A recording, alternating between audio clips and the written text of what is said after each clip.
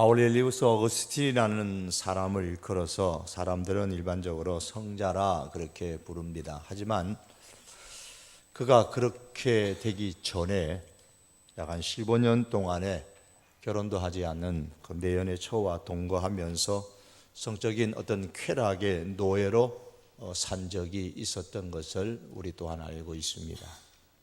그러던 그가 31살 때에 이탈리아의 밀란의 한 정원에서 하나님의 말씀을 접하게 되고 거기서 은혜를 받고 15년 동안의 그 성적 쾌락의 사슬에 매여 있었던 모든 것을 끊어버리고 새 사람이 되었습니다.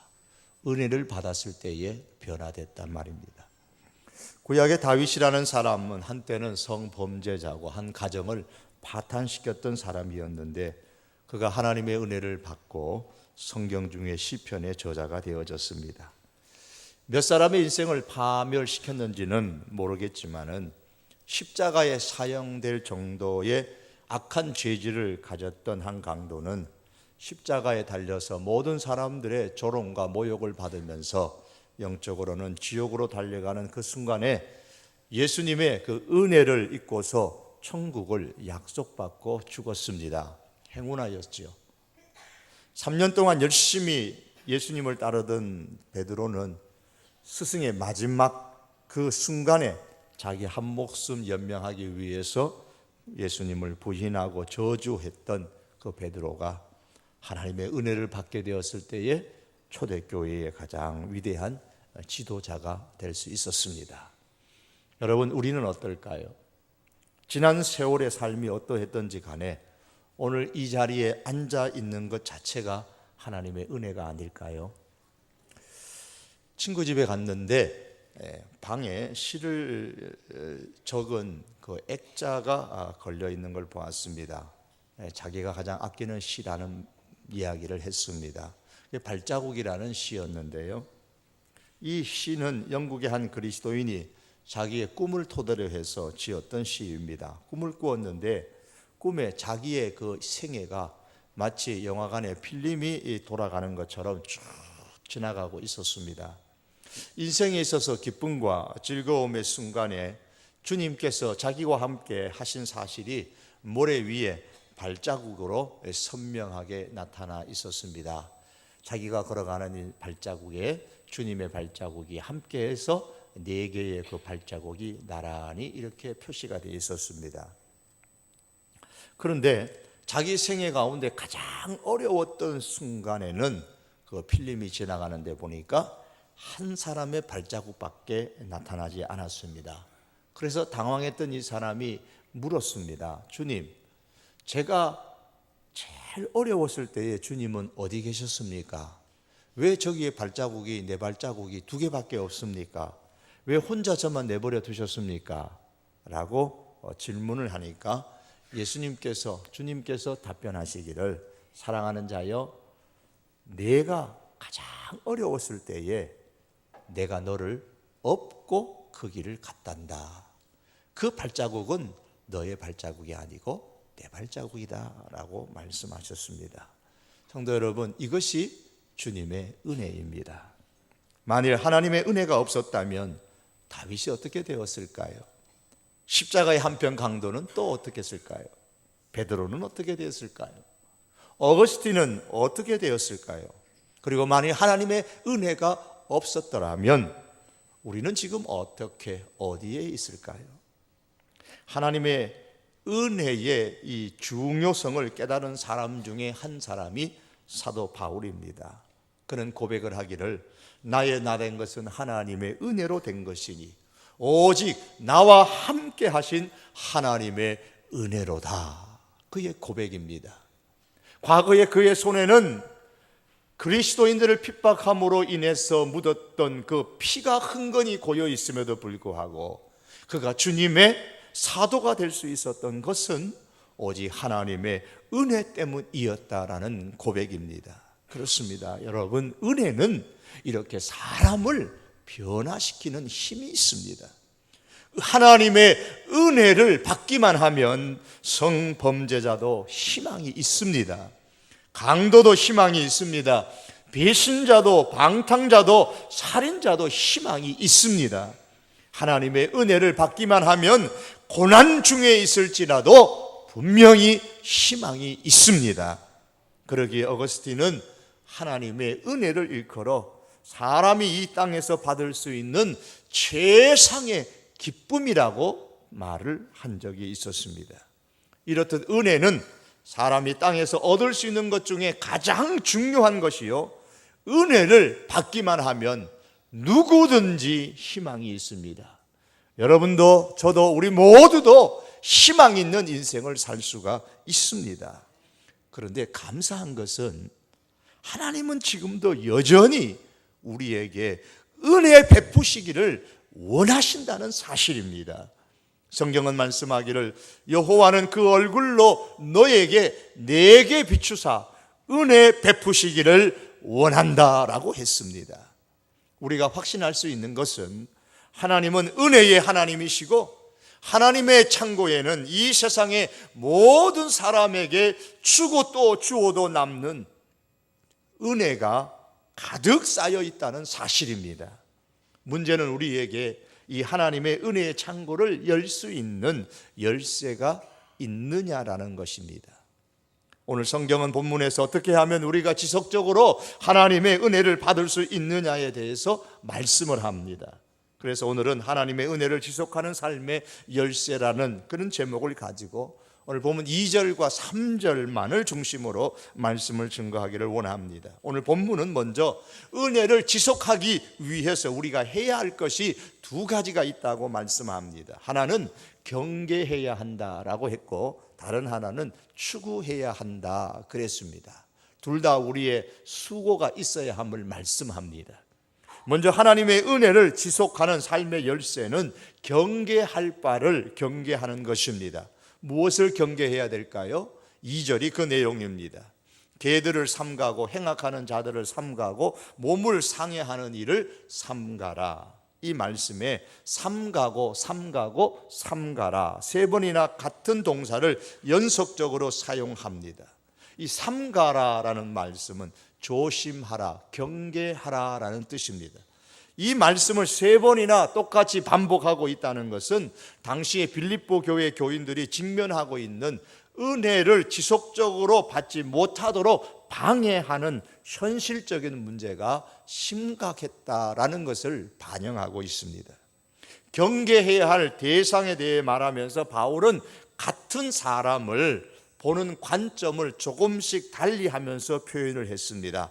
개다, 행악하는 자다, 몸을 상해하는 일이다. 이전의 성경에는 손할례당이라 이렇게 표현했습니다.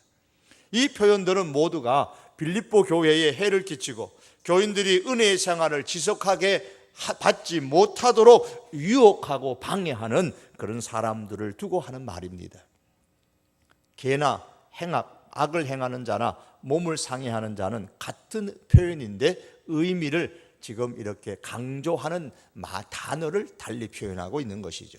이 개를 경계하라 그랬으니까 앞으로 개를 보실 때마다 이 빌립보서 3장 2절을 기억하십시오. 물론 여기서 바울이 개라고 표현했던 이 개는 바울이 유대인이기 때문에 유대인의 개에 대한 개념을 갖고 말한 것입니다. 우리가 말하는 여러분 안방에 침대에까지 데리고 올라오는 그런 애완견을 말씀하는 것은 아닙니다. 유대인에게 있어서 개라는 것은 주인 없이 떠돌아다니는 떠돌이 개의 개념이 굉장히 강했습니다. 그래서 깨끗하지 못하다라는 이미지가 있습니다. 성경에 보시면 개와 관련되어져서 말씀이 나오는데 거지와 나사로에 비유해 보면 개들이 와서 거지의 헌대를 핥아먹는다 그런 표현을 씁니다. 양들이 와서 그렇게 핥아먹는다 그런 표현을 안 썼어요. 불결하다 말입니다. 개가 그런 존재입니다. 그래서 유대인의 속담에는 개는 그 토하였던 것에 돌아가고 돼지는 씻었다가 더러운 구덩이에 도로 눕는다라는 말이 있습니다. 이런 개에 대한 이미지 때문에 예수님께서는 거룩한 것을 개에게 던지지 말라, 개에게 주지 말라라고 말씀을 하셨습니다. 바울은 이와 같은 유대인의 개의 이미지를 연상하면서 개를 조심하라, 경계하라, 삼가라 그랬습니다. 불결합니다. 늘 먹을 것을 두고 서로 먹으려고 으르렁거립니다. 은혜를 지속하는 삶의 열쇠가 무엇입니까? 이러한 개의 근성을 조심하는 겁니다. 집 없이 거리를 배회하는 그 개의 근성이 무엇이냐? 뭘 의미하는 것인가? 이사야서 56장 1절에 보면 이 개들은 탐욕이 심하여 족한 줄을 알지 못하는 자요. 사람을 개에 비교하면서 탐욕이 심하다, 족한 줄을 알지 못하는 자다, 그리고 어디 있든지 자기 이익만 도모하는 자다, 그렇게 표현을 했습니다. 이게 개의 근성입니다. 한마디로 말하면 탐욕이 심한 겁니다. 탐욕이 심하니 족한 줄을 알지 못하고, 족한 줄을 알지 못하고 자기 이익만 도모합니다. 이러한 개의 근성을 가진 사람일수록 하나님의 은혜가 막히게 됩니다. 여러분, 왜 하와가 선악을 알게 하는 나무 열매를 따먹었습니까? 물론 사단의 유혹이 있었습니다만 그 유혹을 받고 선악과를 딱 보면서 아이고 저 징그러워, 저걸 어떻게 먹어? 라고 했으면 좀 망설이지 않았을까 싶어요. 그런데 그 선악의 열매가 보니까 먹음직했다 그랬어요. 먹음직스러웠습니다. 인간은 이런 지나친 식욕 때문에 더 잘 먹기 위해서 하나님을 버리고 사단의 길을 선택했습니다. 오늘날에 꽤 괜찮은 능력을 갖고 있는 사람이 이런 좀 더 잘 먹으려다가 사단이 나서 지금 뭐 사람들의 입에 오르내리고 국민들의 입에 오르내리고 있는 것을 우리가 보지 않습니까? 더 잘 먹기 위해 여러분 우리가 말씀을 버리지는 않습니까? 탐욕에 빠져서 자기 배를 자기 신으로 섬기는 사람이 있습니다. 자기 배를 채우는 것을 신으로 여긴다 말입니다. 그게 탐욕입니다. 하와는 더 잘 먹기 위해 하나님의 은혜를 포기했습니다. 하와는 에덴 동산의 모든 것을 마음껏 먹을 수 있는 자유가 있었습니다. 그것만으로도 이미 하나님의 은혜를 충분히 받은 사람입니다. 그럼에도 불구하고 또 더 잘 먹기 위해서 하나님의 은혜를 지속하지 못하도록 탐욕을 부리고 말았던 겁니다. 아간의 탐욕은 또한 어떻습니까? 바벨론제 외투 한 벌에 지나친 물욕으로 인해서 하나님의 은혜가 끊어졌습니다. 자신과 자기의 가정뿐만 아니라 이 아간의 주체하지 못하는 탐욕으로 인해서 곧바로 아이성의 전쟁에 실패가 왔고 하나님의 은혜가 이스라엘 전체에 중단되고 말았습니다. 이처럼 탐욕은 은혜가 지속되는 것을 방해합니다. 이 탐욕이라는 것은 개인적인 욕심을 채우기 위해서 하나님의 말씀을 버리는 것입니다. 하와가 그러했고 다윗이 그러했고 또한 아간이 그러했습니다. 하나님의 말씀을 버리고 개인적인 바램을 채우는 거예요. 여기 하나님의 말씀이 있습니다. 이쪽에는 개인적인 바램이 있습니다. 하나님의 말씀을 지키자니까 개인적인 바램을 포기해야 되겠고, 개인적인 바램을 포기하고 하나님의 말씀을 지키자니까 그동안 바라던 것을 포기하는 것이 너무나 아깝고 너무나 아쉽고, 그래서 이번 한 번만이다 그러면서 하나님의 말씀을 포기하고 자기의 개인적인 바램을 선택하는 그것이 바로 탐욕입니다. 개인적인 바램을 선택하는 것이 문제가 아니고 하나님의 말씀을 버리고 개인적인 바램을 선택하는 것이 문제인 것이죠.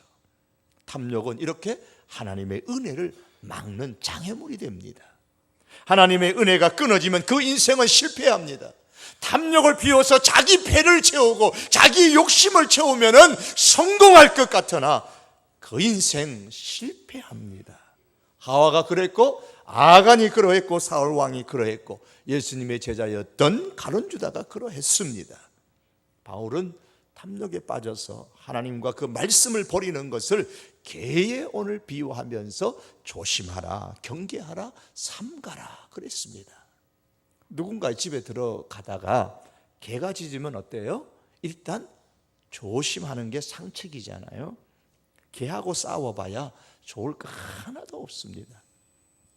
개하고 싸워서 이겨봐야 개보다 더한 사람이 되잖아요.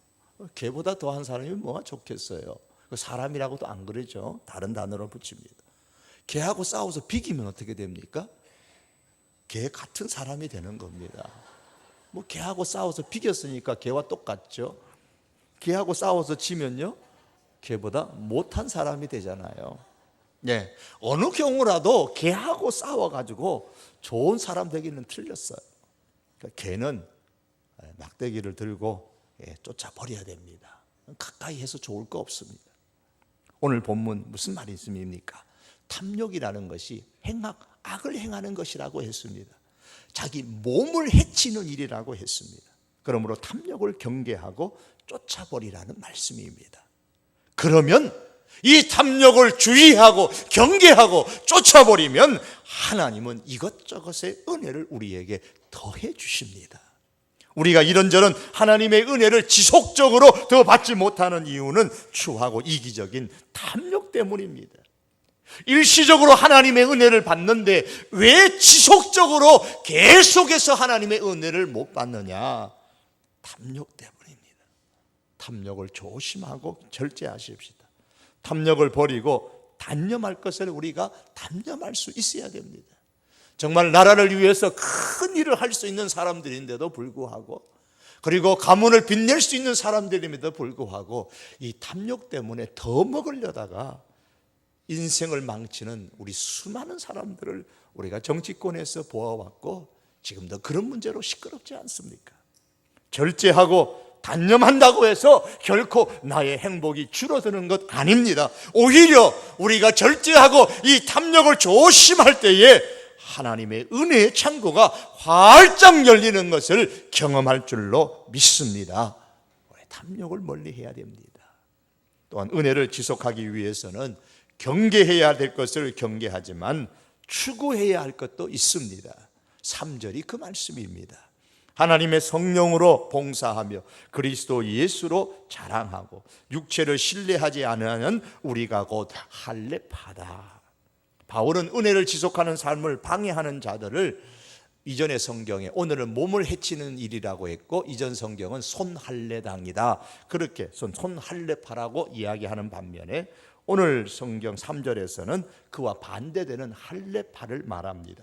성령으로 봉사하는 사람, 그리스도 예수를 자랑하는 사람, 육체를 신뢰하지 아니하는 사람들이 할례파라 그랬습니다. 여기서 말하는 할례라는 말은 마음의 할례를 받는, 그 할례파는 마음의 할례를 강조하는 사람들입니다. 마음의 할례를 받는 사람은 곧 마음이 가난한 사람이에요. 심령이 가난한 사람입니다. 심령이 가난하게 되면 어떻게 되느냐? 하나님에 대한 목마르고 배고픔이 있게 됩니다. 하나님을 늘 열망합니다. 배가 고프니까요. 뭐 히딩크가 과거 얘기한 것처럼 아직은 나는 아직도 배고프다. 아직도 배고프다. 예, 그렇습니다. 하나님에 대해서 심령이 메마른 사람은 늘 하나님에 대한 배고픔이 있습니다. 그러므로 은혜를 지속하는 비결은 하나님을 향한 불타는 열망입니다. 하나님을 향한 배고픔과 목마름이 있어야 합니다. 그러면 끊임없이 하나님의 은혜를 지속받을 수가 있습니다. 여러분, 얼마나 하나님에 대한 목마름과 배고픔이 있으십니까? 하나님의 은혜를 경험하지 못하는 이유가 하나님을 향한 목마름과 배고픔이 부족하기 때문에 그렇습니다. 하나님에 대해서 목마르고 배고픈 사람의 여러 가지 특징이 있는데 가장 기본적인 것이 바로 예배입니다. 진정한 예배자가 되는 거예요. 왜냐하면 예배는 하나님의 은혜의 수원지이기 때문에 그렇습니다. 3절에 보시면 하나님의 성령으로 봉사한다 그랬습니다. 성령으로 예배한다라는 말입니다. 예배라는 단어가 worship이라는 단어를 쓰지만 봉사를 의미하는 service라는 단어도 씁니다. 그 예배는 곧 봉사입니다. 한 번은 예수님께서 어떻게 해야 하나님의 일을 할 수 있습니까? 라고 묻는 질문에 대해서 답변하시기를 하나님의 보내신 자, 즉 예수님을 믿는 것이 하나님의 일이니라 그랬습니다. 하나님의 일의 가장 기본이 뭡니까? 하나님을, 예수님을 믿는 거예요. 그러니까 여러분이 예수님을 믿는 것이 하나님의 일을 하는 지금 기본이 되는 겁니다. 믿으면 하나님의 일을 하는 것입니다. 마찬가지로 이렇게 질문할 수 있습니다. 어떻게 하나님의 일을 할 수 있습니까? 어떻게 봉사할 수 있습니까? 하나님을 예배하는 것이 봉사입니다. 봉사의 출발은 예배에서부터 시작되는 겁니다. 예배를 빼고서 하나님의 일을 한다는 것은 있을 수 없는 일입니다. 예배를 소홀히 하면서 하나님께 봉사한다는 것은 그건 어불성설입니다. 간혹 열심히 있는 분들 가운데 열심히 일하느라고 예배를 소홀히 하는, 나는 지금 일해야 된다고 그래서 예배를 빼먹는 그런 경우가 있는데 지금 뭔가 착각하고 있는 겁니다. 우리가 주일학교 선생님이시든 찬양대원이시든 무슨 봉사를 하시는 봉사든지 심지어 아무 교회 봉사를 하지 않는 분일지라도 가장 먼저 해야 될 봉사의 첫 번째가 예배입니다. 목회자가 설교를 준비하고 설교를 하고 신방을 하고 다 중요한 일이지만 목회자에게 있어서도 가장 중요한 건 예배입니다. 그러니까 예배에 너무 익숙하고 예배를 많이 드리다 보니까 오래된 교인일수록 예배에 대해서 조금 경양시하는 그런 일들이 일어납니다. 예배를 우리가 사모할 때에, 예배에 우리가 은혜를 기대하면 하나님을 향한 목마름과 배고픔이 있어야 되는 겁니다. 하나님을 향한 열정이 있고 배고픔이 있고 목마름이 있으면 그 이런 마음으로 예배에 올 때에 거기는 은혜가 있습니다. 경상도 사람의 특징인지 우리 집안 사람의 특징인지는 모르겠습니다만 현관문을 열고 들어오면서 얘기합니다. 밥도. 그런데 조금 배고픔이 정도가 심하면 그 톤이 좀 높아집니다. 밥도 그럽니다. 밥 주세요. 그 말이죠. 배고픈 사람은 밥을 생각하고 밥이 보여요. 밥에 시선이 집중되는 게 정상입니다. 목마른 사람은 밥보다 물에 집중되는 겁니다. 그렇습니다. 배고프면 밥에 집중하고 생각하고 목마르면 물을 생각하고 물에 집중합니다. 하나님께 목마르고 하나님께 배고픈 사람은 하나님께 주의를 집중하고 하나님의 은혜를 사모하는 게 당연한 겁니다. 바로 이렇게 배고픈 마음과 목마른 심정으로 하나님께 집중하는 그것이 바로 예배인 것입니다. 사랑하는 성도 여러분, 하나님을 향한 목마름이 있으십니까? 배고픔이 있으십니까? 그렇다면 우리는 참된 예배자가 될 수 있습니다. 예배를 통하여서 하나님의 은혜를 지속적으로 받게 됩니다. 여러분 기억할 수 있기를 원합니다. 참된 예배는 은혜를 지속하게 만드는 삶의 열쇠입니다. 배고픈 사람은 밥으로 채우고 목마른 사람은 물로 채웁니다. 채우고 나면 그 다음에는 생각이 바뀌고 태도가 바뀝니다. 마음도 느긋해집니다. 하나님께 배고프고 목마른 사람이 하나님의 은혜로 채워지면 삶이 바뀝니다. 생각이 바뀌어지게 됩니다. 성범죄자였던 다윗이 은혜로 채워졌을 때에 성군으로 바뀌어졌습니다. 배반자였던 베드로가 은혜를 받게 되니까 순교자 베드로로 바뀌어졌습니다. 살인자 사울이 사도 바울로 바뀌어졌습니다. 성적인 쾌락주의자였던 어거스틴이 은혜로 채워지니까 성자 어거스틴으로 바뀌어졌습니다. 육체를 자랑하는 사람이 그리스도 예수를 자랑하는 사람으로 바뀌고, 육체를 신뢰하는 사람이 은혜를 잊게 되면 하나님을 신뢰하는 사람으로 바뀌어집니다. 사랑하는 성도 여러분, 이렇게 예배를 통해서 우리가 하나님의 은혜를 사모하십시다. 예배로 통해서 하나님의 은혜를 지속적으로 받는 삶이 될 수 있기를 바랍니다. 은혜가 충만하면 생각이 바뀌고 삶이 바뀝니다. 들판에 추수할 것이 한가득 있는데 들판으로 나가지 않는 농부는 없을 것입니다. 과수원에 과일이 지금 주렁주렁 나무마다 맺혔는데 따라가지 않는 가원지기가 얼마나 있겠습니까? 하나님의 은혜의 수원지에는 늘 은혜가 가득가득 차여 있음에도 불구하고 그 은혜의 물을 마시려고 발걸음을 옮기는 그 수고를 싫어하는 사람이 있다면 어떻게 해야 합니까? 여러분, 하나님의 은혜는 결코 수동적인 것이 아닙니다. 은혜는 수고를 깃들여야 하는 것입니다. 배고픔을 채우려고 숟가락을 잡고 밥을 퍼먹는 약간의 수고가 있지 않습니까? 목마름을 해소하려고 물그릇을 들고 입에 넣는 수고가 있지 않습니까? 하나님을 향한 목마름과 그 배고픔을 채우려면 하나님의 은혜를 내 영혼에 넣는 수고가 있어야 합니다. 하나님은 우리에게 은혜 베푸시기를 원하신다고 했습니다. 하나님께서 은혜 베푸시기를 원하시지만, 하나님의 은혜의 창고의 문을 열기를 원하시지만, 우리가 열지 아니하면 열고자 하는 그 수고를 행하지 아니하는데 어찌 은혜를 우리가 누릴 수가 있겠습니까? 이 수고마저도 우리가 마다하지 않기를 바랍니다. 하지만 우리가 기억해야 될 것은, 이 수고를 내가 했다고 해서 혹시나 자랑할 생각은 추호도 하지 마십시다. 내가 조금 수고해서 내가 하나님 은혜 받았다고 말할 건덕이 없습니다. 왜냐하면 그 수고조차도 하나님께서 나에게 생명 주시고 힘 주셨기 때문에 가능한 것이기 때문입니다. 어느 초등학생이 식탁 위에 밥을 먹고 학교를 가면서 쪽지를 하나 딱 남겨놓고 갔습니다. 가고 난 다음에 어머니가 식탁을 이렇게 정리하다가 보니까 쪽지가 있어서 봤어요. 청구서 엄마에게. 아버지 구두 닦은 값 1,000원, 어머니 심부름 한 값 1,000원, 동생 돌봐준 값 1,000원, 합계 3,000원. 어머니 오늘 오후에 학교 갔다 오면 지불해 주세요. 엄마가 재밌었어요. 픽 웃으면서 그 다음날 쪽지를 엄마가 하나 써서 아들의 가방에다가 딱 넣어줬습니다. 학교 가서 또 가방을 열어보니까 엄마 청구서 쪽지가 있어서, 엄마의 청구서.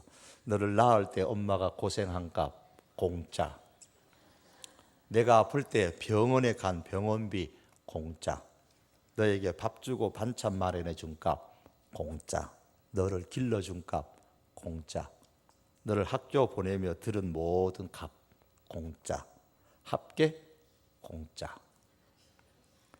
분명히 이 아이는 수고를 했습니다. 아버지 구두를 닦는 수고를 했고, 어머니 심부름을 한 수고를 했습니다. 동생을 돌봐주느라고 수고를 했습니다. 그런데 이 아이는 한 가지를 몰랐습니다. 그 모든 수고를 가능하게 해준 어머니의 공짜 은혜를 몰랐던 것이죠. 여러분, 우리가 그렇습니다. 우리는 이미 공짜로 은혜를 많이 받은 사람들입니다. 이 은혜를 우리가 이제 계속 지속하고 더 많은 은혜를 누리기 위해서 오늘 성경은 너의 수고를 좀 더 필요로 한다라고 말씀합니다. 탐욕을 절제하는 수고가 필요합니다.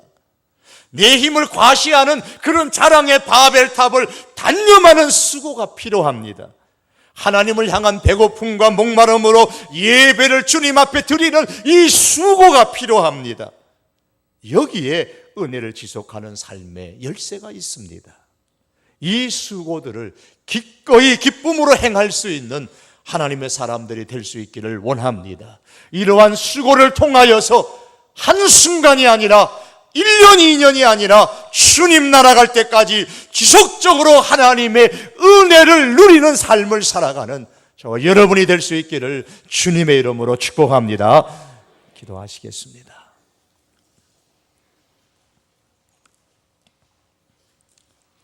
하나님, 감사합니다.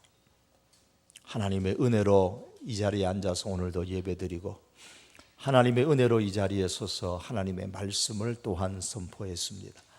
사랑하는 주님, 모든 것이 하나님의 은혜입니다. 바울의 고백처럼 나의 나된 것이 하나님의 은혜요, 하나님의 은혜를 받았으니 이 은혜로 더욱더 수고하는 것조차도 하나님의 은혜입니다. 하나님, 한순간에 받은 은혜로 만족하지 않게 하시고 늘 평생에 하나님의 은혜를 사모하고 하나님의 은혜 가운데 살아가는 우리 모든 믿음의 권속들, 오늘 이 자리에 예비하는 모든 하나님의 백성들 다 되게 하여 주시옵소서.